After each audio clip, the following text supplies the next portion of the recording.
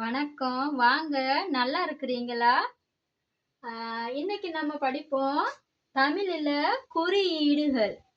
தமிழ் குறியீடுகள் ඒ කියන්නේ සිංහලෙන් නම් දෙමළ භාෂාවේ පිල්ලම්. අද ඉඳලා අපි පිල්ලම් ඉගෙන ගන්නවා. குறியீடுகள்.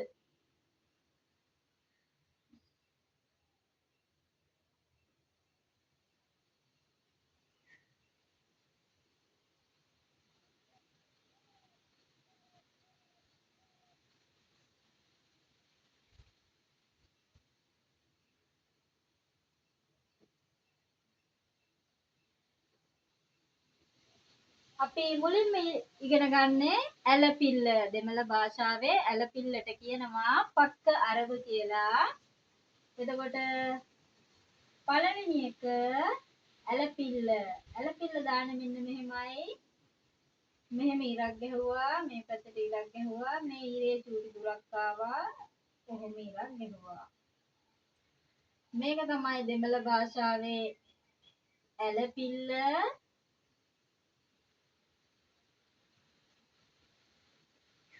මේකට කියනවා පක්ක අරව කියලා. පක්ක අරව. ඊට පස්සේ දෙවෙනියට අපි ඉගෙන ගමු ඉස්පිල්ල. ඉස්පිල්ල ඇලපිල්ල දාන්නේ අපි වගේම අකුරට පස්සේ. දැන් ඉස්පිල්ල දාන්නේ අපි වගේම අකුරට උඩින්. ඉස්පිල්ල ඔන්න ඔය විදිහට ලියවෙනවා. ඉස්පිල්ල.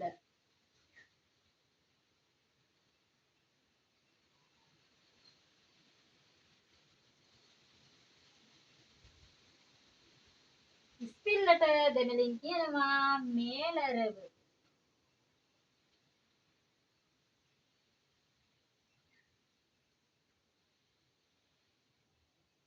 මේලරව. අපි තුන්වෙනි එක ඉගෙන ගමු. දීර්ඝ ඉස්පිල්ල. දීර්ඝ ඉස්පිල්ලදී මේක මේ තරම් දුරටම යන්නේ නැහැ. ඒක බොහොම කෙටි. නමුත් අගට ගැටයක් එනවා. දීර්ඝ ඉස්පිල්ල.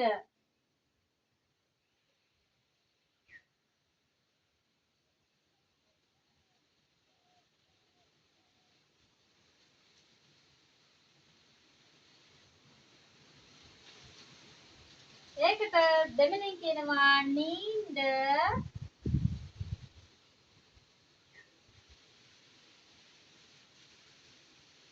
මේලරව.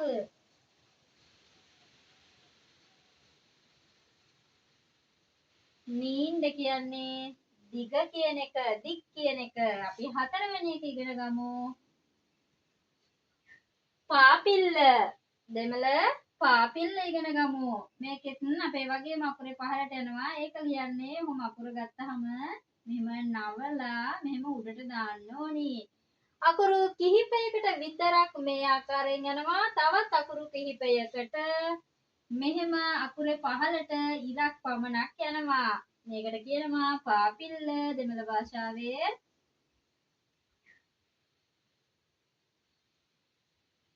ඒකට දෙමළෙන් කියනවා කීලරව.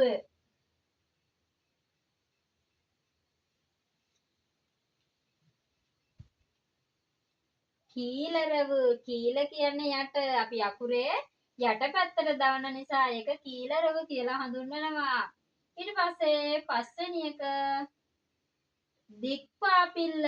ඒකත් මේ විදිහටම ඇවිත් මෙහෙම ඇවිත් මෙතන මේ කොටස ඇලපිල්ල හා සමානව ඉවර වෙනවා. ඒක තමයි දික්පාපිල්ලේ ස්වභාවය. ඊට පස්සේ මේක මෙහෙම ඇවිත් ඔන්න ඔහම ඇවිත් මේකේ අගට ගැටයක් එනවා. මේක එක අකුරු වර්ගයකට එකතු වෙනවා. මේක එක අකුරු වර්ගයකට එකතු වෙනවා. මේක දික්පාපිල්ල. දික්පාපිල්ල. ඒකට දෙමළෙන් කියනවා නීන්ද